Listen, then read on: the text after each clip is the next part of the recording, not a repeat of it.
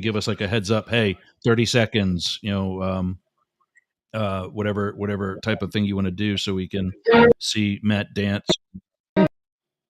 Yeah. Bradenton, Sarasota, Tampa Bay. How's that for a heads up? That's it. Are we ready? I'm hearing a weird delay. That's Yeah. not Rush Limbaugh, by the way. I need to.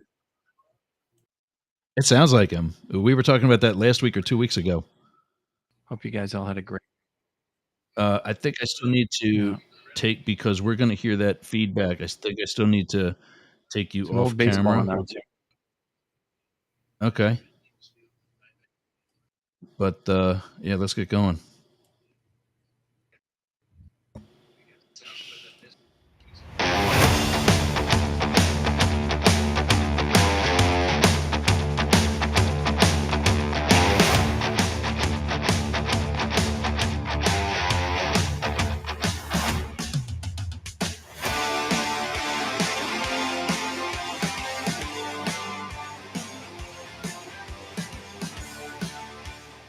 Hey, gang.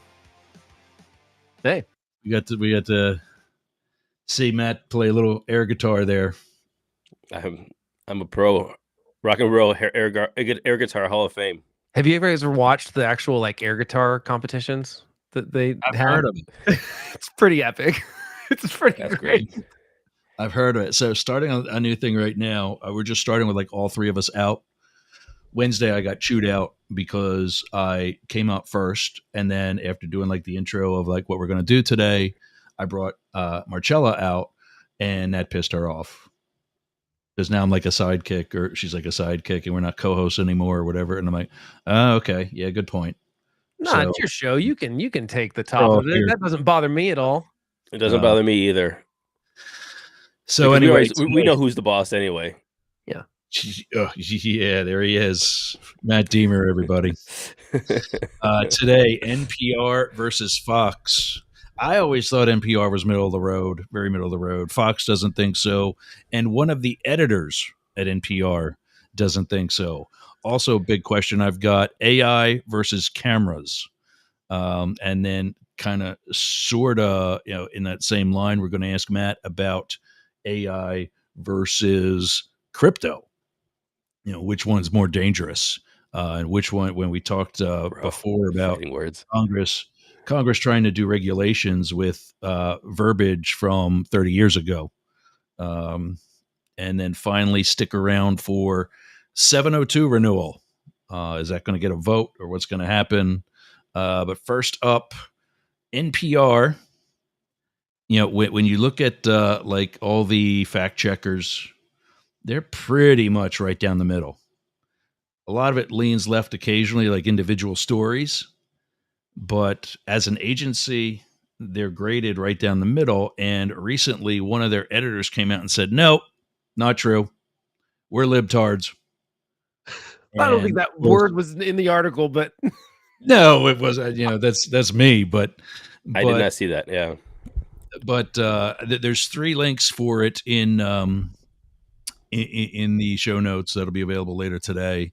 One, of course, is a response from NPR, and then the lead for you to find the rest of them, where Fox News, of course, jumped all over it. But are they? Where do you, when you guys look at a story, where do you see them coming from? I mean, we use NPR at Yerg's Radio, except for today because my OBS took a crap. But I record that from Spotify and repurpose it on Yerg's Radio, and they're just the facts. I don't really get a lot of opinion from them, and they're kind of boring. And we got our conservative in his head. The homeless conservatives finding a home here. Go ahead. What do you think? Well, I mean, I used to like NPR. I used to listen to a lot of NPR in my car, and I like a lot of the shows still. But it very clearly has taken a over the last 15 years, which is interesting that my timeline was the same as the guy that wrote the article, in the sense that he looked at the demographics of just who listens to NPR. And in 2001, it was pretty much evenly split. It was about like 30% conservative, a little more liberal, and like something in the middle is basically kind of a split of what not an exact representation of the country because more of the country's gone independent since then. But now it's flipped. Now it is in the article he says that. So yeah, 2011 is 26% conservative, 23% middle, 37% liberal. So still, that's the audience though. That's the demographics. Now it's 11% conservative, 21% middle, and 67% liberal. There's no way the content hasn't changed if the listenership has changed that much. Oh, yes, it has. No, but I mean, look, like because back in what'd you say, 15 years ago? This 2011 was what his demos were from. They didn't have Truth Social. They didn't have Donald Trump. Right, Donald Trump's the catalyst for this. I think a lot of that is the Trump train coming through and disrailing NPR. Matt, what do you think? So NPR was my go-to when I was living in China. It was the only way how I kept connected, listening to podcasts and so on and so forth. And so I've been listening to NPR. I remember, is Up First NPR? Yeah, it is. NPR is Up First. Those were my jams, man. I listened to those for a long time. And then I will have to say, look, I'm coming from a Democratic point of view. The one thing I really hate to do is be in a ideological bubble, or have somebody talk to me to just reinforce what I am supposed to think or what my crowd thinks. Agreed. And I have not listened to NPR in a while because of that. And Really? and it was very honestly, it was a big shift. It was a shift of how they wrote the podcast. I'm not talking about their articles. I know the editor's talking about the articles, but from a podcasting point of view, the way that they spoke, the words that they used, the more of accusatory language than just telling the news, the people that are brought on there, and the way that they're just really hyping up some of these stories. I haven't listened to them in a couple of years. So I'm an NPR newbie because of Jurg's radio. I always thought it was kind of nerdy and didn't want to listen to it. But now that I got to be that nerd that's supposedly up the middle, that's where I thought they were. So that's good to hear. I'm more gravitating toward and I get a lot of pushback from this one. Politico, actually. And now I like Politico. I mean, I know it's left leaning, but they're way better than NPR right now. I agree. I think they are anymore too. I mean, I think they got this left leaning brand for a while, and then I think that they didn't want to be over there, and so these podcasts. And again, I'm a podcast listener.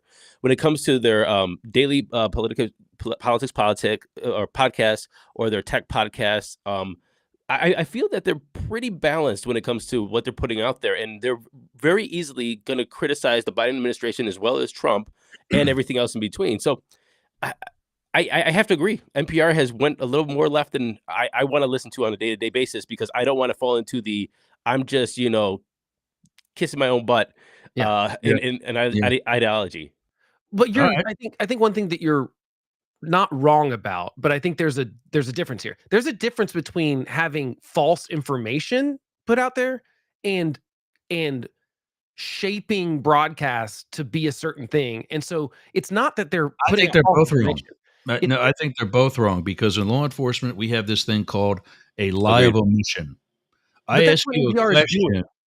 I ask you a question that might be yes or no, which is my fault, because we're not supposed to ask questions like that. We're supposed to ask, who did this? Not did you do this? Yeah. If I ask you, did you do this? And you say no, but you know who did it. That's what I'm looking for, but you don't tell me. That's a lie of omission. And when you steer somebody in a particular direction, maybe they're not factually incorrect, but they're still, doing the steering, just like Dan Bongino, who blatantly lies. Of course, yeah. But to me, the difference there is just as bad. In fact, I think it's kind of worse, because at least Fox News years ago, in the first Tucker Carlson lawsuit, stepped up and said, we're not news, we're entertainment, and we think our audience knows that.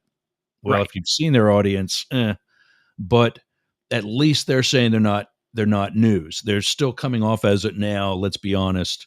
But NPR is telling you their news. Yeah, but the sin of omission with NPR is that they have no conservative staff whatsoever, and they're actively suppressing anything that doesn't go along with their narrative. In the article, he talks about how senior editors were going, and I agree, that's bad. It'll help Trump. That is bad. That is bad for news organizations. Yeah, no, I agree. Through a lens of whether it's going to help or hurt your team.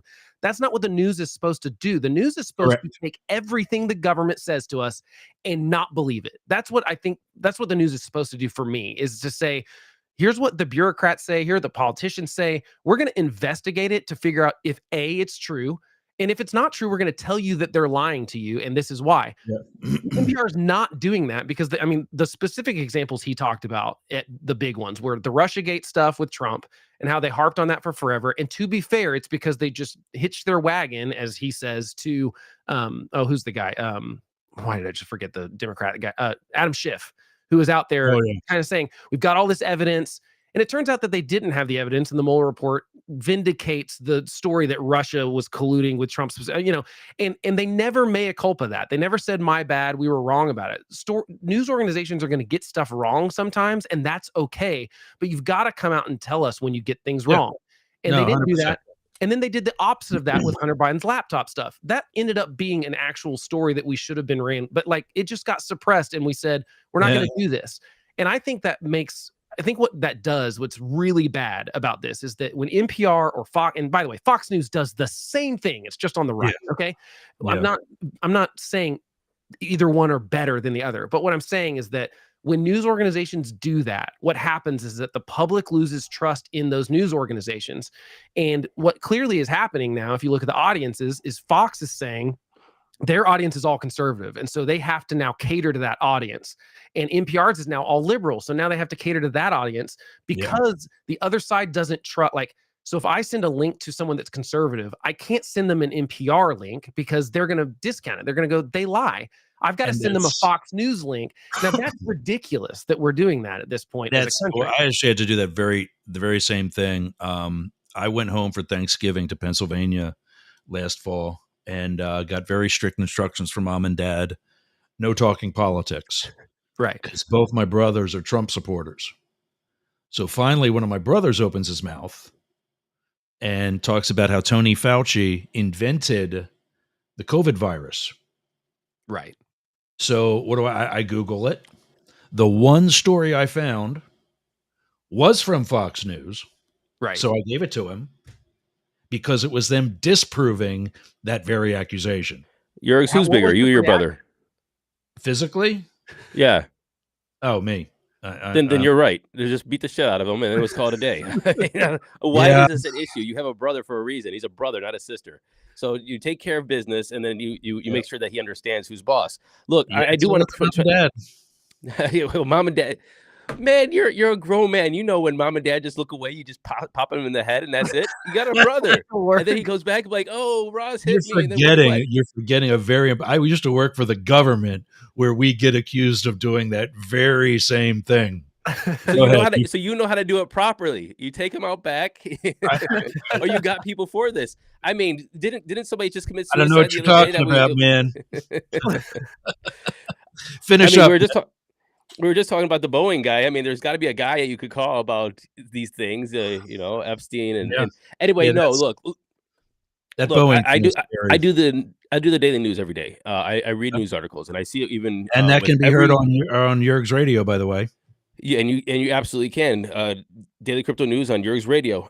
But one thing I actively do is I take out the adjectives that they use to tell the story, and I think that the adjectives really tell you the bias. When they're talking about a person who is allegedly did something, they go the alleged criminal fraudster something, or the 91 counts of. I mean, obviously that's Trump I'm talking about, but it's put in there to make you feel a certain way, even though it's not. It is factual, but it's a manipulation of their audience and how they're actually describing the news. So yes, it's factual, and that's why I want to just agree with Ross here. Is that it might not be a blatant lying bias. However, it is factually correct, but it is a bias because they are making superlative statements that make their audience feel a certain way. And I agree with you again that when we have these news agencies make these grandiose headlines that turn out to be incorrect, I think there should be a law. And I hate to say regulations and laws about things, but there should be a law that a news agency should retract or correct that statement in the same grandiose way that they put it out there. If there's a headline that says this person is a murderer, alleged murderer, then there has to be a headline on the front page saying that we fucked that up. And that's how it should be. I think we can't do that because of the First Amendment, but I wish more people just self-regulated that. I think the media has been pretty good about this in some ways. No, I'm not going to jump in. I'm not going to say First Amendment on that when you still can't go into a movie theater and yell fire. That's different. That's not the same thing. No, it's not different because no, it is. The press it's not is different because look at what happened when things weren't suppressed on January 6th. But wait, Blake. What do you mean First Amendment though? Like if you make an incorrect statement, you know what they do is when they take these statements and correct these statements, they put it like in the footnotes. So like, hey, by the way, this article that's it, we messed that up. Ha ha ha. No, it should be a headline. Like, hey, no, we messed it up. At the same gravity that they messed it up, they should correct it. Right. Why is that First Amendment rights? But the problem is we're not talking about NPR got something wrong. We're talking about they decided as a news organization that they were going to say we are not going to cover the potential. I'm talking about two different things here. I said one statement and the second statement. This is a second statement, sir. Yeah, no, Matt's talking about getting something wrong and fixing it. Yeah, and I think if you want to lean left, if you want to lean right, that's fine. But don't fire back and say, we're not when you've been proven to be. All right, off to the next one. Oh, really quick, Ross, just to clarify something. I said two bad words there. Are we going to get some FCC violations if I say a bad word? I don't know how this works. Well, possibly. Somebody's got to complain about it. Okay, so let's not do that anymore, Matt. Yeah. We'll start giving you demerits or something for bad Thanks. words. I only caught the one, but let's two. Okay. Artificial intelligence creating photos and scenes and whatever else versus cameras. The head of Getty Images, Craig Peters, was quoted as saying, "We need to develop some standards," and then in parentheses, he added, "quickly, because there were more images created through AI last year than there were created through lens-based technologies." Standards. Regulations. Matt, you brought that up already, and I know, having listened to your podcasts and news, you are for at least some regulation in the crypto space. The problem I see is that the people doing those regulations don't know anything about crypto. True. Liz Warren. About AI. And so now we're thinking, here's an actual expert in the industry, Craig Peters, saying we need standards, and I'm interpreting that as perhaps, leaning towards regulations, or at least self-imposed regulations. Who's going to do that? Wait. I think Craig Peters is the Getty Images chief. So basically, he's talking his books. Yes. I mean, so he's talking like, how do I save my business? So I don't want to credit him as saying, oh, he's saying something like powerful. No, he's trying to save his business and his job. So let's just throw him away already, right? Really quick. First of all, but look at the photo that came out of the Pope. White, big, puffy Marshmallow Man ski jacket. Balenciaga. I think it's great, man. Who cares? It's awesome. That's not real. By the way, I just the other day, a new app. I'm going to send you guys this in the chat. I've been making AI generated music for the past 2 days, and it is actually pretty good. It should freak you out. I'm going to send you that in a little bit. But here's the thing: is the cat's out the bag, Pandora's out the box, whatever. Yeah. You're not putting this back in here, and I can't say this more and more. If you regulate and ban aspects of AI, some people will have it and some people won't. And the people who won't will be you and me. The people who do will be the NPRs that we were just talking about, how to manipulate people. It will be the Googles and the Apples. It will be all these other people. So we have to have it open sourced, and we have to make sure that everybody has access to the same tools, and they're going to get better and better, and we all need to have access. With that said, is what we need to do is figure out how to do a digital signature. And when we're talking about people's IP, when we're talking about people's likelihood or their own personal creations, there has to be a way that we can actually claim those. And it's either A, we attach digital signatures to them, so we can still have anonymous aspects to our online lives, but and verify that this is owned and operated and created by an actual person. Or you can be able to tag somebody and they attach the digital signature to it, which is a cryptographic key that says, hey, damn, Phil, please tell us later. But which we can, attach, that digital signature to these images and say, I grant you the rights to do X, Y, and Z. The biggest thing here is we're not talking about protecting Getty Images. We're talking about just saying, how do I protect my IP, or how do I protect my likelihood, and how do I not get scammed or we scam people? And I think that a simple digital signature will be able to fix that. Yeah, I think there's a couple things going on here. The first, I agree with the Getty image thing. He is like, there's a livelihood thing there. Oh yeah, 100%.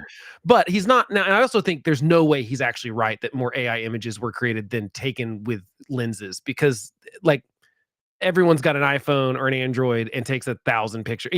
So I find that I'd like to see the data that proves that that's right. I don't. No, this is great. That one second. I made 50 images just today for my podcast. Right, and I do that too. Oh, okay. So there. I mean, yeah. I don't know. I think it's probably possible. It could be possible, but I'd like to see that. Did he just make that up out of whole cloth, or does he have some sort of data that proves that? Maybe he does. I don't know. I'd just like to see it.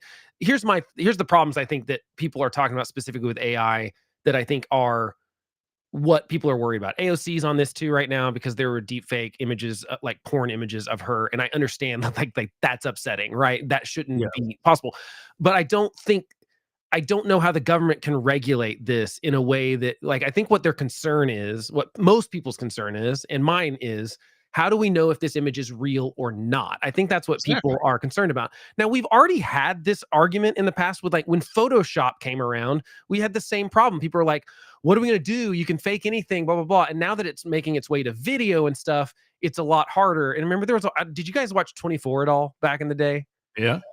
Season 2 had the whole plot of season 2 was that someone had this technology that could deep fake someone's voice. And there was this plot about, like, it sounded like a conversation between two leaders of countries. And it seemed far-fetched at the time, right? It's not now. Now I can do that right now. If I've got 1 minute of recording of someone's voice, I can totally synthesize them to say anything. I get why people are scared of that because there's a misinformation problem. But I don't think the government can solve it. I think this is going to be up to news organizations, going back to kind of the NPR connection. Most news organizations and media people have said there's a no Photoshop rule for photos that we use for newspapers. They implemented it themselves. The guy says there's a no spying rule, but how'd that turn out? Well, yeah, I know, but that's a little different. I mean, we'll get there. But that's happened in a couple of times with news media where they found that someone doctored the photo and it was a big hubbub and they had to apologize and stuff. I think that's the way forward with this. I think that, like, citizens, when it comes to, knowing what's real and what's not, I think that I don't want the government telling me what's information and what's misinformation because they're wrong about it most of the time. I don't even think it's nefarious sometimes. Sometimes they're just wrong. But I would like to see news organizations, media organizations, YouTube, for example. I like that they're doing right now, you can self-proclaim, like, when you put up a video, if it has any AI generated content, it's just a self-regulation thing. You can say this has some AI content in it. And it's just a way for them to put a little disclaimer on it that says, hey, some of this content in this video is made with the AI. I think that's the way forward because I don't want to stifle the technology developing. I think that we'd be fools to try to chain that up in a way that stifles, especially when we're talking about, like, is the veracity of images specifically. Now, I do think we should have some, like, maybe some guidelines on, like, hey, this thing shouldn't be able to kill humans. That's something where I'm, like, concerned about. If AI, we don't want to get into a Skynet situation with Terminator, right?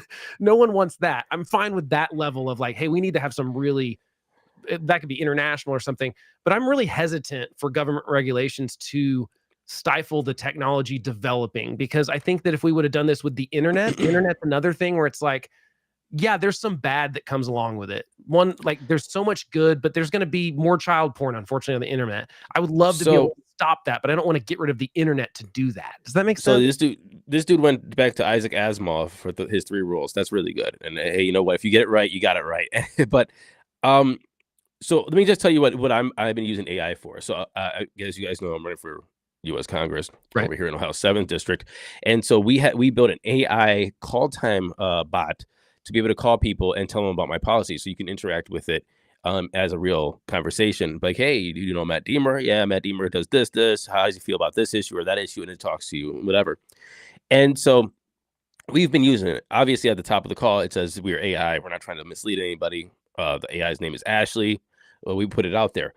Here's the thing, and a lot of people are talking about this issue. It's like, well, what about the jobs? What about, the people? What about if you're a smaller campaign like we are, we have to figure out how to get to as many people as possible. These kind of tools, these AI tools, are actually democratizing, in my opinion, our campaign. So we can actually have the same. We're trying to level the playing field when it comes to reach, when it comes to marketing, when it comes to organization, and so on and so forth. So what this has done is allowed me to call 1,000 people at the same time and have that same conversation with people. Now, if they want to talk to the real Matt Deemer, I'll give you a call back. We can call and I'll email you. But this now gives me the tools to compete with the multi-million-dollar campaigns. And so these tools are actually, I think, really, really important. So to limit this thing, you're actually limited. I think you're going to actually start limiting these like startups, these people that have ideas, these campaigns, and so on and so forth. And the last thing I want to just mention is, you guys ever see the movie Her? Yes. Yeah. And spoiler alert, anybody who's never seen it, it's a great movie. Turn it off, fast forward 5 minutes from right now. But at the end, the whole thing is this guy was having a relationship with this AI machine, right? This robot, this program. And it was Phoenix, was is it that one? Yeah, with Scarlett Johansson's the voice of the and, AI. yeah. And she was, and they had, and it was deep. He loved her. And then at the end, the spoiler is that she was having that same relationship with like 1 million people. At the same time, which was mind blowing, 15 years ago. But yeah, right. but at the same time, this really does help us out. So I don't know. Colin Jost, though. But these are yeah. Poor Colin. Yeah, I mean, I think that you're right. What my biggest concern with the AI freak out is that, like, I don't like when people are like, it's going to take away jobs. Every technological change, you're going to lose some jobs, but it tends to gain more. Like, there are jobs that we're not even thinking about right now that AI are going to enable to happen. The same thing happened. I mean, I know this, it's like the cliche to talk about. It's like, yeah, the automobile got rid of all the horse-drawn carriage, like, building jobs.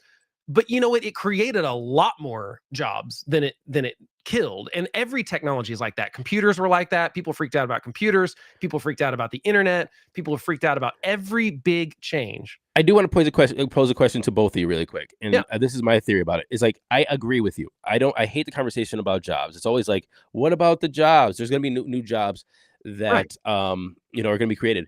But my question to you is, what about what kind of jobs that are created when there is, these different kind of technological revolutions?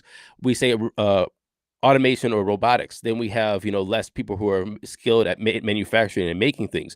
Or we have push in like a service economy, which those then manufacturing jobs go somewhere else. So we don't have that skill. Then if we take that service economy and then we move that to, say, the Philippines or India, then we are the creator YouTube economy. And so now we're just using the attention industry. And now if we take AI and we just start building that attention industry and we move that somewhere else, what jobs are we going to create? So I wanted to just juxtapose this back to COVID. We couldn't make masks. We went to India and we went to China for, I'm sorry, not India, Italy and China for those, because we didn't have the machinery to even make the machinery to make the masks. And so what jobs are we losing? What are we creating? And is it actually a net positive for the United States? I think it's wasn't that. Yeah, go ahead. Go ahead, Blake. I was just going to say, I mean, with some of that specifically, like on the automation of factories, for example, it's a misconception, and the right is worse about. Actually, I think both sides are actually pretty bad about this right now, of saying like, we don't make anything anymore, blah blah blah. It's not true at all. We actually say Biden wants to bring a lot of we're not that bad, but he wants to bring a lot of manufacturing. But it's BS. We manufacture more than anyone, basically. It was just that we use fewer people than we did in the 1970s because we're more efficient. We've improved the manufacturing process in the United States. And some of those things have moved outside the country. Yes, we don't make the same things we made in the 1970s here, but we make a ton of stuff. So we don't make masks because we've figured out that, like, it's better for us to do that. And by the way, there's a good thing that people never talk about inside of the United States, because when you're running for president, all you care about is United States citizens. But it is a good thing that we export some of this stuff because it creates good jobs in other countries. And the more we decrease poverty in the whole world's better. And I'm not saying we do that at the detriment, but it's not at the detriment, because look at the jobs report. People are employed for the most part that want to be employed. And yes, their job is probably changing. And I think that what a lot of people theorize that Ben Sass's book is really great. He was a senator from Nebraska, and now he's the president of college at Florida. But he had a great book about, like, look, we're going through another sort of industrial revolution right now, where work is not going to be like what it was for our parents' generations, where you got a job, you worked there till you retired, and then you retired. It's probably like you have to be a lifelong learner. You're going to have to learn new skills all the time. Probably your career is going to morph and change, because that's just the nature of what we're going through right now. And I think this goes back to my biggest harp is like, we've got to be educating kids better to be prepared for this kind of economy. But it's just not true that these things have removed jobs. It's like some jobs get lost, but then new jobs that we didn't know would exist 20 years ago or even 10 years ago, people didn't know that we'd be doing some of the things we're doing. And so I'm excited about technology. I think AI has some really cool possibilities. I think I can see the dangers in it for sure, and we should have those conversations. But I'm not to the point where I'm like regulation right now. I think that we should just be talking about it, and I'd like to see us be the leaders in how to build AI and not let China do it. You know, Ross? That's the smaller government from the right. right? Yeah, Yeah. I know that government technology versus technology is about 50 years ahead of what Apple's doing right now. you And mean so at the highest level, like NSA stuff and that kind of thing. Yeah. Uh-huh. But do you think that but the government's probably not developing a lot of AI stuff right now? Probably, right? Let me give you an idea. When I was a boy, the one grocery store in my hometown was called an Acme. And they had this crappy small little section of toys that was my favorite aisle in the whole store. Of course, yeah. We walked through there one day and I see a plastic version of the space shuttle. This is in the mid 70s. Yeah. There was no such thing as a space shuttle. Dad and I came back the next day to get it, and it was gone. That got yanked off the shelf because somebody put that out there, made that thing, and wasn't supposed to. AI is here. It's been here. Look at how fast GPS came along. Right. When I started in the Secret Service, we were given, I forget the name of it is now, but we were given these thick maps. They were paper books that, is how we got around. Yeah. I was in a band that traveled around the country somehow without before GPS. I don't know how we did it. And I don't know, but we managed to find some bad guy's address. Now, and then, the Magellans or whatever, you had to have the actual device. Yeah, we finally had a TomTom. That helped. The band travels a lot, but now it's on my watch. Yeah. And I think that's I'm just barely retired. Right. And I think that's the point, is that people don't really understand what technology developments are going to do. I think GPS is a great example of something that I think the United States has like 30 industries that they say they consider crucial as far as to the United States economy and stuff like that. And 18 of them are like completely dependent on GPS, because even like your ATM at the bank is connected via GPS and stuff. And this was specifically in the realm of like if China started taking out satellites kind of thing.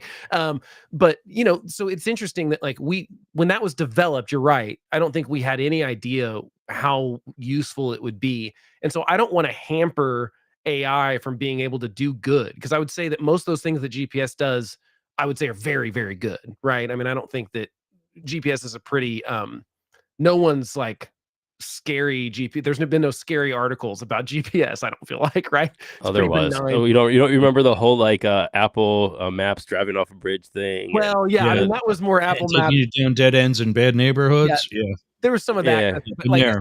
But as far as like the technology itself, it developed into a thing that we could use GPS for things that we didn't even think we would use GPS for, and we've got lots of technology like that. So that's my concern, is that I don't want to hamper AI's development. No, and you absolutely shouldn't. But I do want to just go back to say that I think that we do have to make well, it just goes back to the Dune quote that we said last week. Is like, once men turn their thinking over to machines in the hopes that this would set them free, but they're only permitted by other men with machines to enslave them.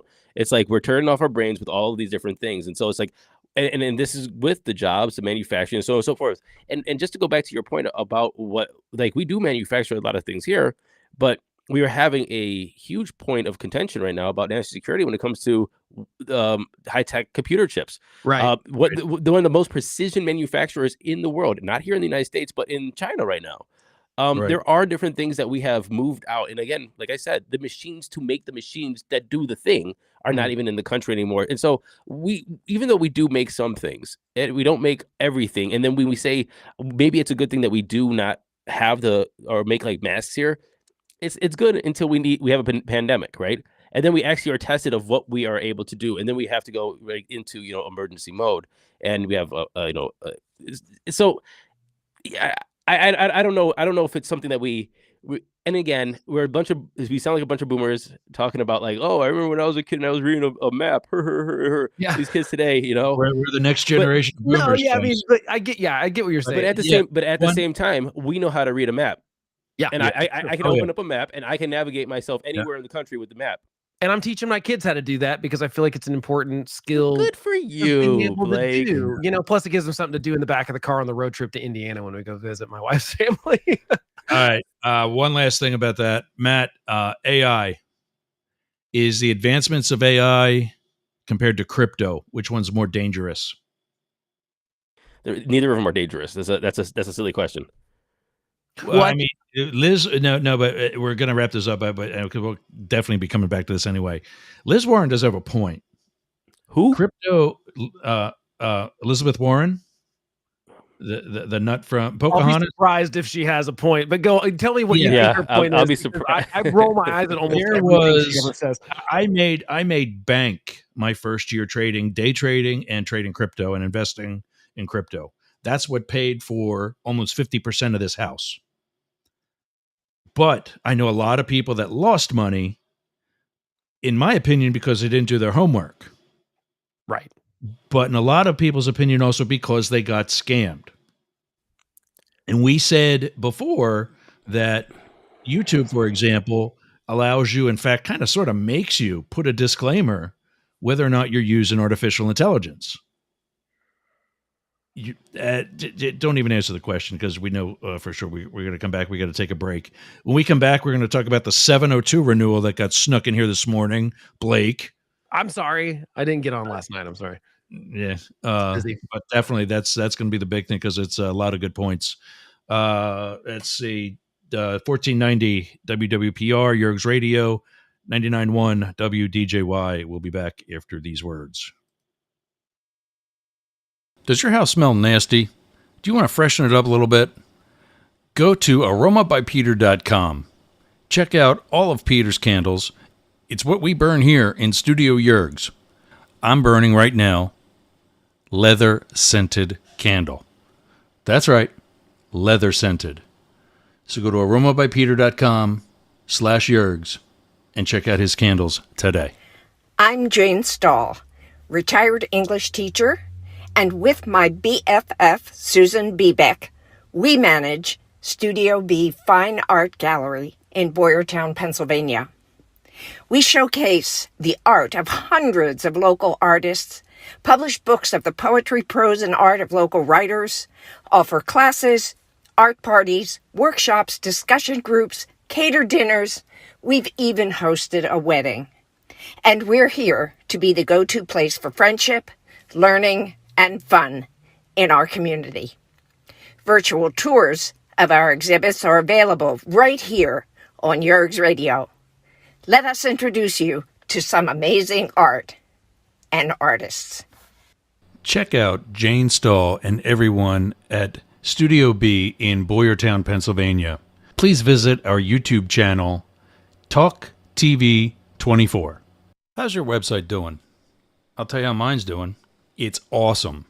Yergs.com is got to be the best website for anybody in podcasting or any sort of broadcast solo journalist like me. How did I get that? Limit Break Digital. Limit Break Digital did my website with Yergs.com. They did YergerGroup.com. They take care of my marketing, my branding, and help me get the message out to you. Go to limitbreakdigital.com/Yergs for 10% off your next project. That's a $3,000 site, Yergs.com. And you can get 10% off that by just going to limitbreakdigital.com/Yergs today. Talk to Jay. That's my guy. We all got a guy, and Jay's mine. limitbreakdigital.com. Hey gang, it's Yergs. Right now, our country is about to embark on yet another controversial presidential election. I have an actual question, legitimate question, as a political scientist and historian by education. If you are a Trump supporter, I want to hear from you. I want to know what your appeal to Donald Trump is at this time. Please email me news, N-E-W-Z, at yergz.com. News, N-E-W-Z, at yergz.com. Thanks. Participants must be willing to provide their contact information, answer a series of questions, and then have their first name broadcast over the radio and social media relevant to Up the Middle. All right, gang, we're back. During the commercial, we were spitting back and forth about some of the crypto stuff. I agree. Crypto is great. It's not good. It's great. Like I said, I bought this house and on day one owned 40% of it right out of the gate. I'm expecting to pay this off in less than 5 years. So yeah, because I'm smart enough to do my homework, crypto is awesome. In fact, I'll tell you another story about crypto. Hold on a second. Last summer, 2 summers ago, when Matt's biting. 2 summers ago, I was teaching my son about personal finance. That was his homeschooled math class. And to get into that, we were about to invest in crypto. And I took this one company and looked at them because I was already in a couple others. And so we were going to start fresh with one together. And this company was very new, already was advertising on a major urban arena for the NBA. And for a year and a half of their existence was on the left sleeve, left shoulder, and the right chest of every umpire in Major League Baseball. Do you have any idea what that costs? There's a lot of money. For a company that as new as they were, they didn't have it. You might be able to figure out that company was FTX. Mm-hmm. And at the end of that summer, right after 2 weeks after the World Series, they were gone. Because I did my homework, my son and I didn't lose any money with that company. I play with a lot of. Yeah, I play with a lot of. Go ahead, Matt. I played with a lot of companies, and like there's a couple people I'd never even touched. Just because I want to play with the technology, and it was Celsius with Alex Mashinsky and FTX. It's just like you knew there were scammers. Look, here's the thing: is like, you want to protect people from investments, but the fact is protecting people from investments is what a lot of people got a lot of people not to invest in the first place, you know, or to not understand how to manage their money or how to plan for the future. So like This isn't about, you know, it's about doing your own due diligence, but you can have things that are on the market legally and people lose a lot of money. Look at what happened with True Social. It just went straight down. You know, who's buying that, by the way? I mean, it's like truth about Truth Social. But somebody exactly. But then somebody was like, you know what? Hey, no, Donald Trump's going to make this. You know, and honestly, they're running the business shittily. Like the amount of revenue, they should have way more revenue. So I don't know what they're doing over there. But long story short is that you need to have a class, and we've democratized, you know, investing. So you could go to Robinhood, you could put a little money in the bank, you could buy fractional shares, and so on and so forth. And same thing with crypto. You know, you could buy a piece of a Bitcoin or Ethereum. And you have to have a longer time preference. The fact is people, this is going to be a little bit long. I'm going to give me 2 minutes. Yeah. There's a couple of things I've learned about, you know, being in markets is number one is this is not a money game. This is an emotional game. You have to figure out how to control your emotions of not selling when it goes down or trying to time the market. And the thing is you have to understand and have a clear view of what you want to do with that money or the profits. And you have to be okay with saying, hey, I bought it at 10. I'm selling it at 20. It might go to 100, but I made $10 in profit. And now that puts me in this situation because you always will regret for selling low. You will always want to try time the market and you will always regret for one way or the other. It's an emotional game and you have to have an emotional intelligence and maturity to make sure that you understand how to do this and deal with your money. Everybody's going to be richer than you. But you don't understand, like, this is for your personal situation. And it really makes you understand who you are. Second thing is we don't do enough of teaching our kids of how to make make businesses and how to plan for the future or what to do with their money. I was listening to Ben Shapiro the other day. I listened to a lot of conservative news as much as I do when it comes to liberal news, because I said I want to have a well-rounded. I want to know what they're talking about so I can go get them right. But what he did is he was talking about how he was making a business with his kid. He has a 7-year-old and a 10-year-old. I thought this was a great idea. They made little stickers so kids could put on their bikes to understand where their bikes are in when they go to church or synagogue, right? And they made a couple $100 for kids. I was like, that's great to teach your kids how to make a little business. They printed out little stickers. I love that. It's amazing.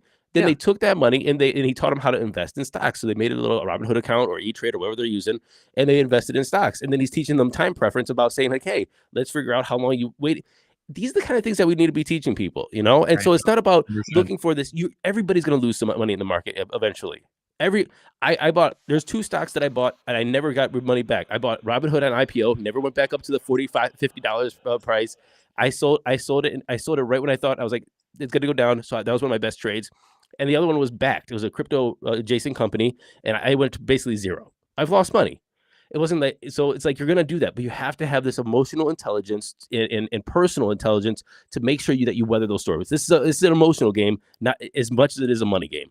Yeah, and I think there's a huge difference between, first of all, like we talk about crypto, like it's dangerous and stuff sometimes, but I think the problem is not I think there's 2 sides of the crypto thing. There's the like actual using a cryptocurrency, and there's that whole thing, and then there's the like investing in it like an investment. And I think they're kind of 2 different conversations. But the investment side is no different than the rest of the stock market or any other kind of savings plan, or really anything you spend money on. You are always putting money into something and saying, what value am I getting out of that? So when I go to Chick-fil-A, the value I'm getting out of it is I'm eating a delicious sandwich and having a good sweet tea lemonade. That's what I know the value. Celebrate bigotry.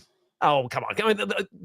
I don't think I'm going to only go to restaurants that everything agrees with. I'm not saying you, but I'm saying. Yeah. But hey, we only shop at Hobby Lobby here, guys. Right. So like my point is that like you need to know what you're trying to do. And to Matt's point, it's like, are you investing because you want to retire on this money? Then you should invest and don't touch it. Like, just leave it alone. Don't worry about the ups and downs. So like my Roth IRA, do I check on it every day? No, because I would be stressed out every day. I might check on it once a year and make adjustments, because that's the timeline I'm on for. Like, I'm 40 years old. I'm not retiring for a while. I don't need that money right now. And I think that's what we're not teaching people. I think, unfortunately, day trading is this kind of fun thing that people like to look into doing. And a lot of people lose a lot of money because they don't know what they're doing when they do it. And we have this, and we have this FOMO. It's like you always look at it and say, okay, let's just say I made $100,000 in profit in something, which is a substantial amount of money. And to your point, that could be 40% of a house, right? Yeah. And so we look at that and we go, well, I didn't make the million, or I didn't make the 3 million, or I'm not a billionaire from it. And that's where you're talking about, like, what are you putting your money into, and what is it going to do for you? And this goes to the same thing with stocks. Yeah, you can go put your money into some meme coins and buy something with like a doggy logo. Yeah, you're going to be in extremely high risk. But if you bought, say, Bitcoin or Ethereum, that's a lot lower risk, even though it is risky. Or if you bought Apple or an S&P 500 index, but if you bought True Social, it's a higher index. So it's like you have to manage your expectations about these things. Yes, you can go and hit a winner, but understand that you can also lose all your money too. And again, it's what you're saying. It's like you have to understand, like, you're only checking it once a year, your IRA. When you cash out the IRA, it's gonna fit your lifestyle and your retirement. Exactly. If it's $1 million, you're gonna be fine because that's what you plan for. And you can't be all beat up because it's not 5 million. And that's what people just do all the time. It's like, oh, I'm gonna llose. You made money. You're good. Yeah. And get rich quick schemes are almost always schemes. Like, that's the problem, is that, like, generally, most of the time people don't get rich quick. And I think that we need to do better in America at telling, like, I wish that we did more of the stuff that Ben Shapiro is doing with his kids in middle school with kids. And I was in a thing where we did that in middle school. Best class I had in all of my scholastic career. Typing. But I mean, that's true, because it's like a real world thing that you use every day now, right? And I think, and I had a little, it wasn't a class, but it was like a thing where we picked stocks. We didn't use real money, but we were picking stocks and stuff like that, and to teach us how that works and stuff. And that's important. I think we need to teach more people about that. I was having this conversation with a neighbor who was asking another neighbor about, like, should I only have a Roth IRA? Should I have, and I'm like, this is good that you're thinking about this at 30 as opposed to when you're 55, So these are Dave Ramsey. Yeah, we need more. We need more. We need I more think people are of scared, Dave Ramsey's 7 baby steps. and we need people to talk more about finances. I think we need people to be more open about politics too, just everything. I think we need to have more of these like serious discussions that I think people are scared to talk about. People are scared to talk about money. People are scared to talk about that. And I agree with that, and I would love to have more transparency from people, and because you always compare yourself to other people in your mind, right? Yeah. But you don't know actually other people's situations, and so if you're more open with it, you can adjust your situations and learn from them, and they can learn from you. So it's like, how much savings do you have? Oh, I have 50 grand. Well, you have 50 grand. We're on the same path. Can we get it better? But this guy has, and we always kind of like shelter it. So we actually have this like weird relationship with other people, with money, with salaries, and with savings, and it's siloed within your person. And we should really open that up, and so we can learn from each other. So totally agree. We should have been talking about our main point today about 20 minutes ago. We got 10 minutes. Let's do it. Yeah. We got 10 minutes. For those on 1490, if we do drag this out later than the 1 o'clock hour, come over to Yergz, YERGZ, radio.com and click listen live. And if we do go beyond 1 o'clock, you can follow us there, and you can follow us there anytime. I'm not saying leave 1490, don't do that, but know where else you can get us when you need us. So 702 renewal for FISA, the Foreign Intelligence Surveillance Act. The House, I just, while we were on that break a couple minutes ago, I did some last minute Googling, and House still, everything's saying that the House is still blocking it. Matt, you said it actually is going to, didn't you say it's actually going to go to a vote? No, I read something earlier that it was that they weren't blocking anymore and it was going to go to a vote, but that might have been. I didn't see anything, but if you got it, put it up there, and I'll put the link to that in the show notes so we can talk about it. But when you put this in, Blake, you said you're curious about Matt's thoughts with the possibility of him being a congressman and mine being in federal law enforcement. Yeah, it's been abused. My thing is, when the Patriot Act came out,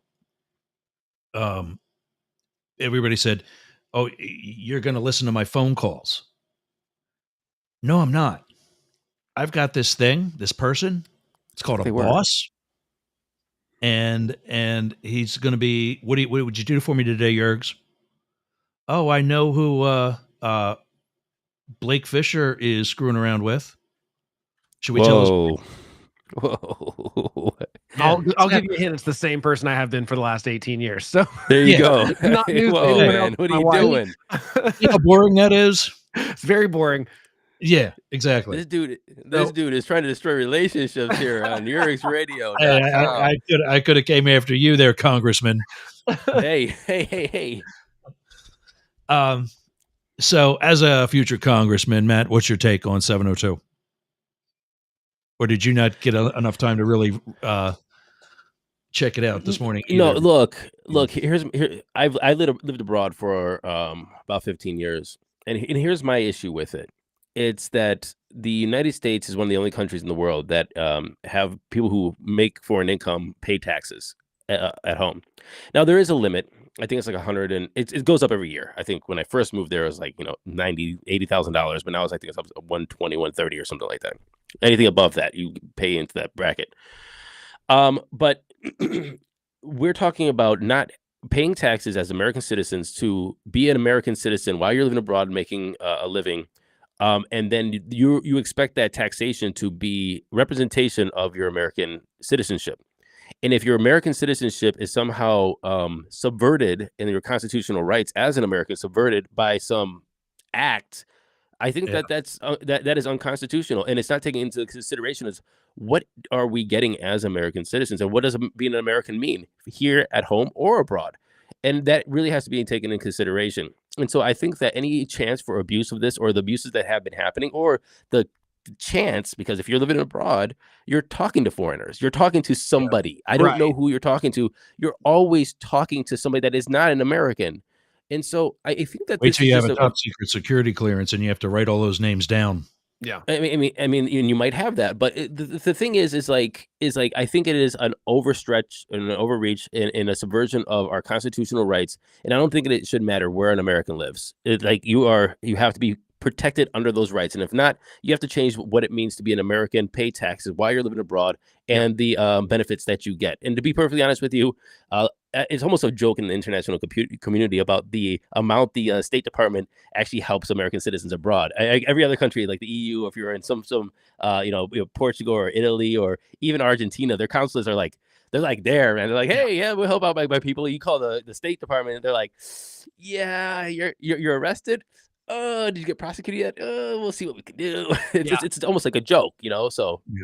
I think my biggest problem with it is that, like, I know that Section 702, which is mostly used for anti-terrorism kind of stuff, I know it's useful. I know we need it, but my problem with it currently is that I think it can be. We've seen that the FBI abused it. We know that they were looking up stuff on American citizens inside America, not even just abroad. They were actually like. They were basically pulling records for people that went to protest or donated to specific campaigns. They've abused this. Now, basically, Trump tweets out or truths out, hey, you should vote against this because they used it against me. They didn't use it against him. They used Section 1 of the FISA thing, not Section 702. So he's even wrong about what they used against him, but my point is these abuses really do happen. And so, and by the way, I did just look it up. The House has modified it so that it will go to vote. That happened this morning. So it's pretty new, but so it hasn't been voted for on the floor yet, but it will move to the floor. It sounds like it's going to get renewed for 2 years. I think it originally was supposed to be 5 years. They're going to do it on a 2-year thing. I think there needs to be more discussion. I don't think we should wait till the deadline to do this. So Matt, if you make it to Congress, I say that 4 times a year about the budget. Yeah. I mean, the budget. We not have a calendar. Yeah, we've got a calendar. We know what to do. We should get it done. And this is like one of those things to me that what happens is that we go, oh, this is really important to national security. And I think it is important to national security. And so we have to pass it right now the way it is. There's no time to talk about warrants. And I hate that because what happens is that there are innocent, it doesn't matter if they're innocent or guilty or not. Their Fourth Amendment rights are getting violated by the government. And the FBI has they've released information that they've changed their processes. They didn't have as many of these backdoor searches in 2023. It does seem like they've cleaned some of those acts up. But the point is, how am I supposed to trust that they won't do it in the future unless we actually regulate them to have to do that? And so one of the stats I heard this morning was the FBI conducted 200,000 backdoor searches, which got data from BLM, Congress members, donors, and so on and so forth. That was per year, by the way, Matt. That was only 2022, I think. Yeah, exactly. And that's egregious. That's egregious. And so there's one is too many if you're talking about your constitutional rights. 200,000 is that's a pattern. That's not just like a couple bad actors. That is exactly. And so and I understand about the national security. So I mean, if there was a security issue, it should be that every American's communications have to be scrubbed and redacted and or taken away unless they get a warrant for them. Maybe that's a solution. Yeah. But here's the thing, and I think that it goes back to the Jon Stewart quote that we spoke about, I think probably about 2 or 3 weeks ago when we saw Tucker Carlson go to Russia and he said, oh, the streets are clean, the grocery stores like this, whatever bullshit he was doing. Yes, he was. Yeah, exactly. So, but he said that, and they were talking about the subways. They're like, oh, the subways in Russia were clean. The New York subways aren't. And he's like, well, we have a free society. We don't have a dictatorship. We don't have an authoritarian dictatorship. This is the price of freedom, is that it's a little chaotic. It's a little messy. It's a little unorganized. People say things this way and some things this way. And I think that this is the part of it. If you have to protect the freedoms, and it might be a little harder to do your job, but it protects the fundamental values of the United States of America. We have to uphold that, even if it is messy, even if it is harder. Yeah, it also means the bad guy gets away with it sometimes. Like, that's something that we have to live with. You know what I mean? Sadly. Is it worth protecting people's freedoms for that to be the case? I think so. Like, I do too. I'm very much I think that DAs and prosecutors, they have to prove without, and if they mess up, if the cops lie, or if they do something that's not correct and by the book, I'm fine with that guy getting off for that crime, because to me, that's not his fault. That's the government's fault for not doing their job the proper way and protecting his rights. And that sucks if a murderer gets off because of a procedural issue where the cops lied about it or planted evidence or something. Even if that guy is truly guilty, I just think that these things are really important, and we're not having, I think things are just getting crammed down our throats really quickly and at the last minute, and we're giving up those freedoms. The show. Yeah. So here's where everybody's at. Jump in if I get these wrong. Matt Deemer is at info at deemerforcongress.com. Blake Fisher's at info@thehomelessconservative.com. And you can get a hold of me at NEWZ at yergs.com. This is 1490 WWPR AM, 99.1 WDJY FM in Atlanta, 1490s in the Tampa Bay area, by the way, in Bradenton and Sarasota, and Yergs Radio. Up next is Yergs Radio News. I just looked at the schedule. I can't see what's up on DJY or WWPR, but something's coming up next because we are out of here. Have a great weekend. And I don't think I credited Matt properly in the beginning. He's on the Daily Crypto News podcast you can get every day and is also running for Congress in Ohio, their 7th district. Great job, guys. Yeah. See you next are we week. leaving? Are we staying here? What's going on? Well, we're going to be leaving 1490. That's going to go off. Bye, 1490. But do you guys want to finish up the 702 thing, or I've got? Well, no. I mean, either way. I mean, I've got a good subject for next week, or we could talk about it a little bit. Kind of. Well, can you put it in before 8:00 in the morning on Friday? And I was reading just because I was reading the news, but it looks like Biden's not going to do. He's saying they're not going to do any debates at all with Trump. Interesting. I don't blame him. I don't blame him. This is one of those things I'm truly on the fence about. You know what I mean? I feel like debates aren't what they used to be, but I also feel like it's kind of a. I didn't like that Trump didn't show up for the Republican ones, although I understand campaign wise why you wouldn't if you were that leading the front. A lot of politicians do that, but that's not the case with the Biden Trump thing. It's like they're neck and neck and stuff. I just feel like it's a kind of a disservice, but I also understand why his campaign doesn't want him on stage for 2 hours. You know, no, because Trump's going to lie. Of course he is, but but there's nothing new there. Like, isn't that the moderator's job to take care of that? I think Biden is better served going around doing I said it earlier. If I'm not worried about Joe Biden being president for 4 more years, I'm worried about Joe Biden campaigning to do it. If he gets through now to November, that's a long day. I've done it. No, I've done it 6 times in 21 years. Yeah, campaigning. In 2008, we were at Hillary Clinton's house by 5 a.m. We went to the Hill. She did a few votes. We went to the airport, and we were hitting 5 cities that day.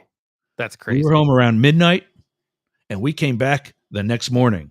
I had guys that lived 2 hours away from her house. They went home to change suits and come back. Yeah. I just wonder like what it's going to do as far as I just feel like it's going to silo both sides into their little filter bubbles even more. Agreed. If the two people aren't on stage at the same time, if we never get a conversation between the two of them and we're only getting Biden's only going to do friendly stuff and Trump's only going to do friendly stuff. And I don't think so. I think what if either one of them do that's not? Biden's not doing anything unfriendly. I think we have to. Oh wait, you mean like I'm thinking you're saying like unfriendly or friendly versus like if they're on stage together. No, I mean Biden's not going to go on Fox News and Trump's not going to go on MSNBC. And because he did, and they ate him alive. Yeah, and he did do the CNN town hall. No, that's true. You're right. He did do this, but I think that. What am I doing defending Trump? What the hell? No, you're right. He did do that. Yeah, that's true. To be fair, that's fair to Trump, I guess. But I just wonder, like, I just think it's getting. Yeah, but it's not like he actually looked good on it. Well, CNN looked bad on it because I don't think they did enough pushing back on some of his lies. I think the right moderator could do a good job with both of them because they're both liars. I mean, to not put Biden in the same camp. Now, his might not be as... He's nowhere close to Trump. Biden lies about everything all the time. He lies about his education. He lies about his past. He lies about everything. He lies all the time. Now, Trump's are always... relevant to the stories and things we got going as president right now. Yeah, but they're both liars. Biden's lying about his education from literally 50 plus years ago. Right, but he's also lying about current stuff too. Guys, you know we're debating who's the biggest liar. I think it's kind of like to the constitutional violations. Even one is too much. Yeah. So they're fine. Okay, yeah, they're both liars. Liars. Who's the biggest I'm liar? gonna hold you to That that. doesn't give you points, man. That's not I'm like going to a hold you brownie to point. that a year from now. But do you think it's Who? What? You. Being, they're both man, liars? I have 8 years of podcasts online. If somebody's gonna, I have all kinds of shit already out there. Don't worry about that. But okay. So wait. Here's my question to you. Yeah. Both of you. Debates suck. They're only used for TikToks anymore. You don't get any substance out of there. It turns into a WWF or WWE wrestling scripted thing. They're stupid. Nobody likes them. What if?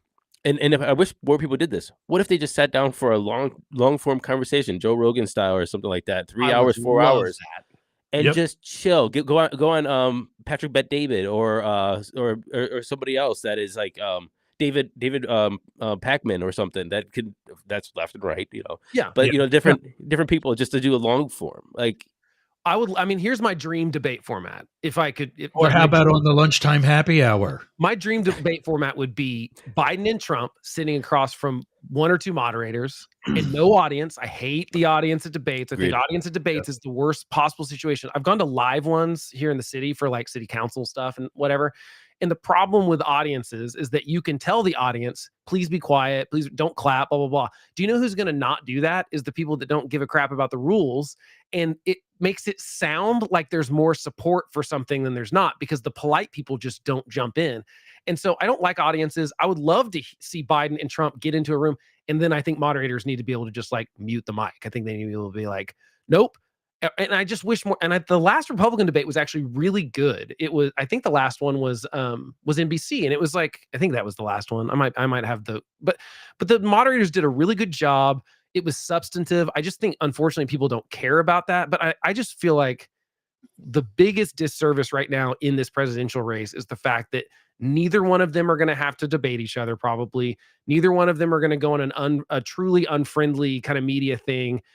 Donald Trump's just going to go to Chick-fil-A's and burger joints and glad hand and shake hands with people. And that's fine. That's a choice of a campaign, but nothing's going to challenge his lies or his boast, like stuff about the election. And the same thing on Biden. No one's going to challenge him on the things that, first of all, I think the stuff that Biden is doing and needs more pushback right now, just because he is the president, and the stuff like the Ukraine war actually really matters. And if he's going to abandon Ukraine because it helps him electorally, like that would really bother me. And I think someone needs to push back more on that.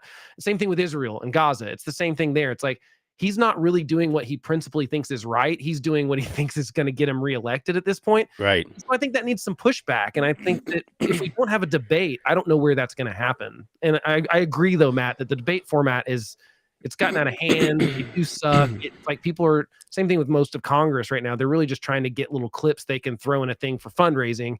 That's 100%. The nature of it, unfortunately. It's getting the zingers in there. Okay, so let's go around. I'm going to start. Who would you want? You pick two, because you mentioned you want two moderators, and I don't want to call it moderators, because I don't think that they should have a debate. I think they should have a discussion, and like whoever's hosting should bring it up and say, hey, let's talk about Israel, Gaza. Let's talk about all this stuff, and and flush out a conversation where people have to discuss these different things. Yeah, I'm with you. The time limit thing is kind of so silly to be like, tell me how you're going to do foreign policy in 1 minute. It's like, exactly. What are you talking about? Yeah. And then nobody even holds him to like talk about the thing. But it's that's why I think one-on-one is better.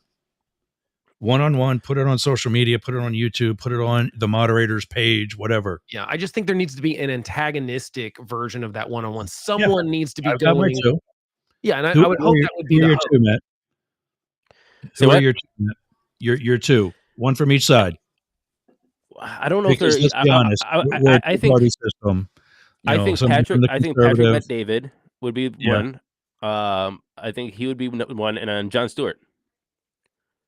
We could replace either of those with maybe Rachel Maddow. Oh, I hate Rachel Maddow. I'm not a fan, but she's not. But she's sharp, man. She's real. She's really smart. She is, and she'll call bullshit. Yeah, but she spreads as much bullshit as she calls out. I think. But she's during a one-on-one. She's not doing a news story. But you don't think she's going to shape it to be about her? I don't believe it. Yeah, but it's not a one-on-one. We're talking about a discussion between all three people or four people in like a round table or just a one-on-one. Rachel Maddow and I Donald don't like Trump. one-on-one. No. Yeah, It has to, they have to have both candidates there. I That's want the them point. both there. I agree because Yeah. I want Donald Trump to be able to push back on Biden. I want Biden to be able to push Exactly. back on Trump.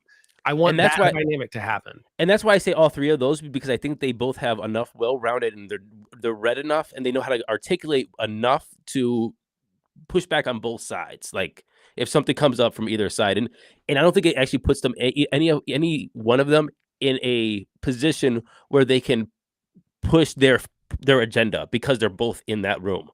You know, so Trump. So if we see if Rachel Maddow is pushing a Biden agenda, Trump will come back and be like, "You seriously be doing that right now?" You know, and likewise, Biden would do the same thing. And so those are my picks. Yours, I want to know yours. Yeah. Who would you want to see moderate? I'd be open to learning more about Patrick Bet-David. What I don't know Yeah, a lot of. I don't I don't know a lot about him right now. I've seen his part of his one thing with Neil deGrasse Tyson, and the other one with David Pakman. And David Pakman stood up to him rather well. But I just think that my impression of Patrick Bet-David right now is that he just wants to sit there in a suit and be smug and not really get any answers. And that's not going to help anybody. That's why I would go with Ben Shapiro over him. Ooh, Ben, that's a good one. Ben's a good one, I think. Ben's a smart ass, but Yeah. he's a smart ass. Yeah, I don't And mind the he's smart at ass. least he's at least going to bring facts to the table. Well, who from And the left? Then Ross Anderson Cooper. Anderson Ander- Cooper.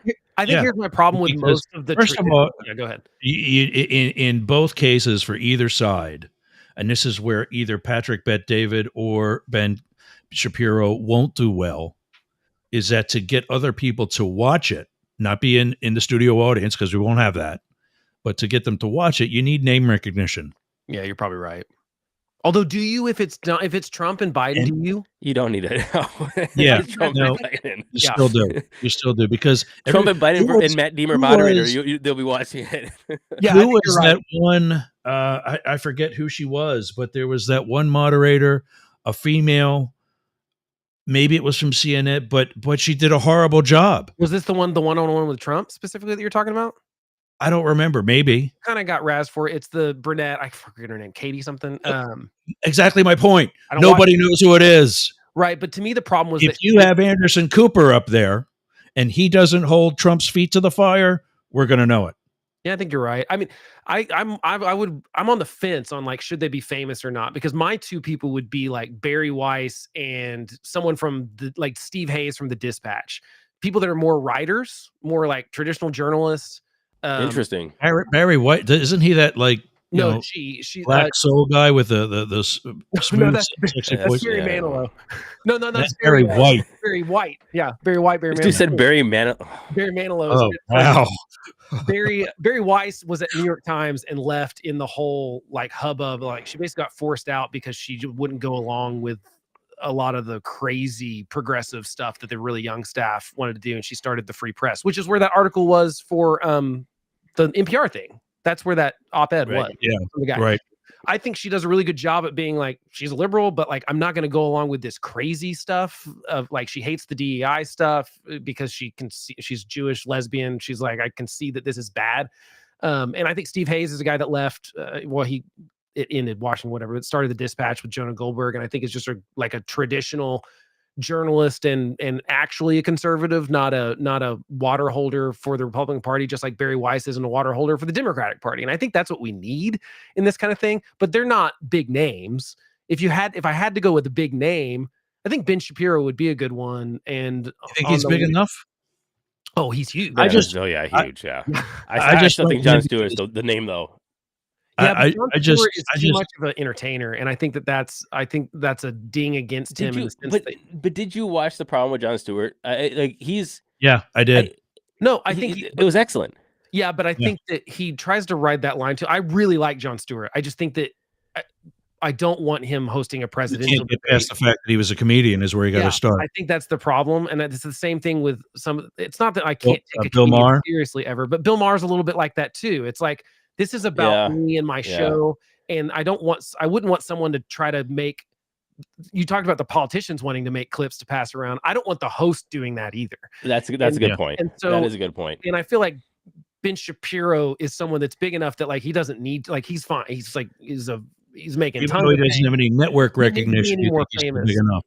You know, so I don't know. I'd probably even go I only went with Ben Shapiro because I don't know of anybody at a network level from the right that I would trust with that job. Well, I think there's plenty of people in the Megyn news Kelly is too much about herself.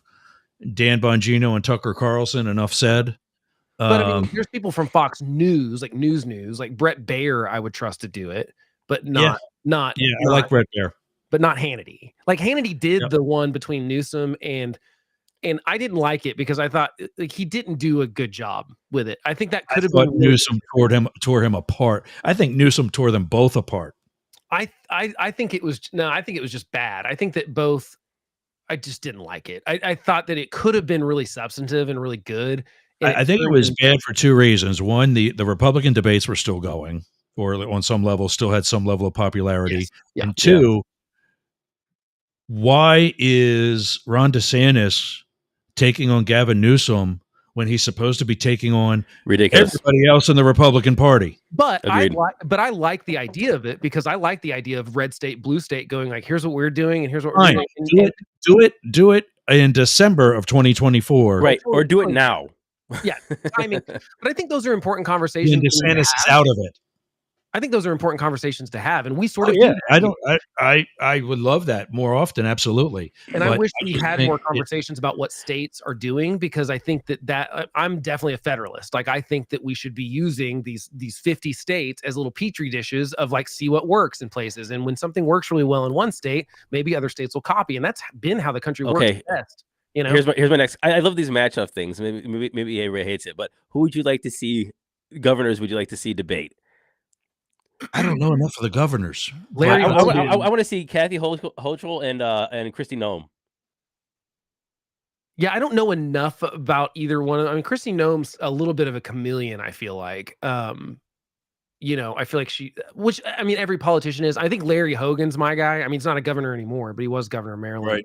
And I feel like he's, or you know, the other one who I don't love as much anymore, but I like these people that are in either blue states and are Republican governors or vice versa. It doesn't happen as much the other way, but still getting stuff done.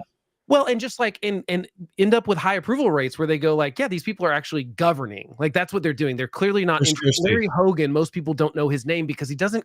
He's not trying to like be on TV all the time. He's like, my job is to govern, you know. And I don't think we have enough people that are serious about governing. I think that's the biggest problem with most politicians now, is that the good ones are getting out of it because they're like, this is an absolute nightmare. You know, I agree, because it's turned to an attention economy. Like your whole point of being in office now is to grab and focus as much attention to the top three. Yeah. Twitter, TikTok, and Instagram. And it's fundraising too. It's like most of the stuff that happens on the Senate floor is in front of no one so that they can clip it and then throw it in a fundraising email, right? And pretend they were like speaking truth to power, but really they were speaking into a mic with an empty room. So, you know, there's that kind of stuff. And I just don't think there's enough people. But yeah, I would definitely pick. I'm interested in these kind of debates. I wish someone would actually just start doing those more often. I just don't think most politicians would say yes to it because I think most of them are scared to have a real. Has debate. Anybody ever tried to organize it though? I mean, that's the thing, is sometimes they just don't get the calls. Like, okay, so I just never saw the. I just never saw the besides, you know, talking about actual issues. You need a reason to do it. You know, when we have governor debates now, it's because they're running for president. Right, but wouldn't the reason be to do it is because you believe in your policies and your platform, and you want to spread that to other people? I mean, to me, that's enough of a reason for me. They'll all say that, yeah, but they've got a chief of staff and other people that they've got to convince that it's a good idea, and those people are too worried about the political fallout when they say something stupid. I'd love to see it with mayors too. Honestly, I mean, I feel like I'm definitely like I think local politics matter more than national politics in the sense of like it affects your real life day to day way more than the president. Anything the president does, like there's almost nothing that the president's going to do that's going to directly affect my life right now. especially because normally I believe the only thing he's supposed to be able to do is via Congress. So it's going to take, 400 something other people to decide that that's a thing that's going to change a law. That's how I think it should work. Now, that's not how Biden and Trump and Obama and Bush before him have been doing with executive orders, which bothers me a lot. But I very much care about what my mayor or city council does. And I would love to see more. I think I really don't like that there's a lack of substance. It turns into that's a damn good idea.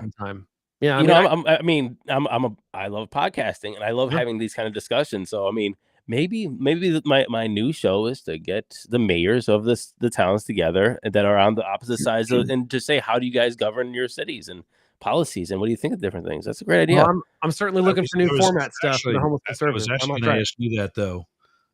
Do you have any connections within the party that you could get somebody on here? Who, me? Yeah. Not till he's congressman, maybe. Yeah.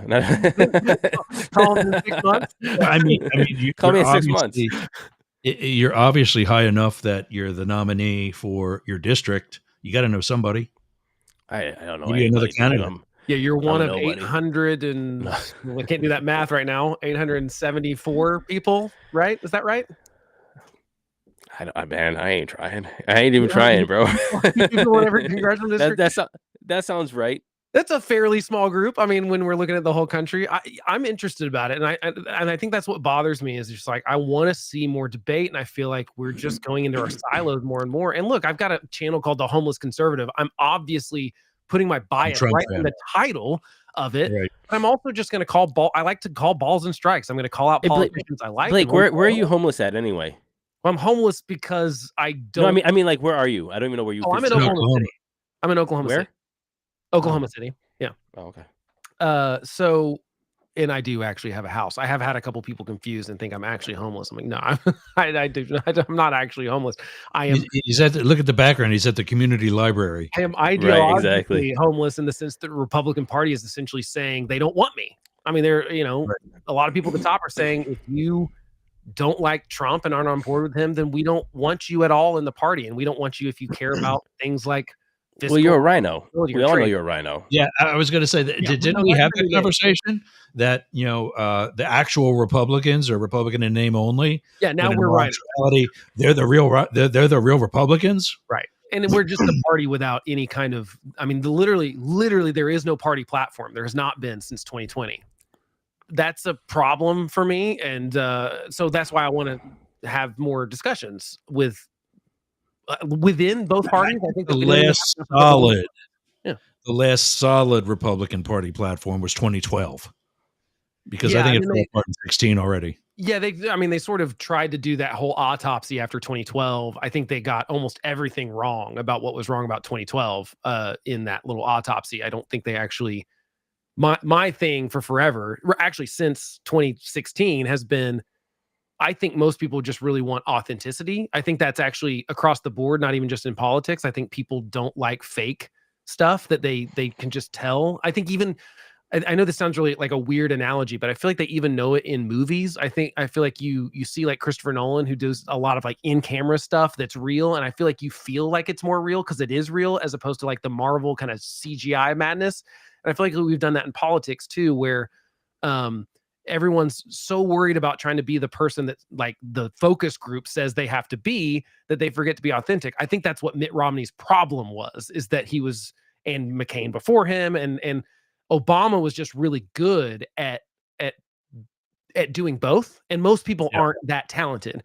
And Donald Trump comes along and is, whatever you got to say about Donald Trump, is authentically himself. I mean, he's a liar and he's braggadocious and he's a narcissist, but he is authentic. Smells, he can't dance. No one is accusing him of faking any of that. And Bernie Sanders on the left was the same thing. Like, no one accuses Bernie Sanders. I mean, I'll accuse him of having terrible ideas all the time, but I'm not going to accuse him of being inauthentic. And I think people were attracted. I think people were attracted to those. And I think that we learned the wrong lesson. What the left said was like, oh, we've got to go all in on this democratic socialism stuff. And I don't think that's why people were attracted to Bernie as much as just the authenticity. And I think it was the same thing on the right. Everyone said we have to go all in on this cult of personality, when really it was like, no, it's, well, I mean, that kind of goes hand in hand with it, but it's like people were attracted to Trump. It wasn't his policies. It wasn't the things he was saying. He was saying stuff that everyone thought any other Republican would have said would have been into the road for them. And I just think we haven't learned that lesson when you look at the 2024 Republican field. It was like everyone was trying to find a lane. Guys, I gotta go. Yeah, I'll talk to you later. Did you get bored? Huh? That was quick. Did you get bored? I have things to do, sir. I have things to do. I gotta do a show too. I'll see you guys. See you guys next week. See you, Matt. Yep, definitely. All right, boys. Yergs, was fun. Yeah, always. Talk to you next week. I gotta play my play it out. Outro. Record it. Yeah. There we go. There's the. You've changed. You know that? Yes, I suppose I have. How about this? Peace, love, dope.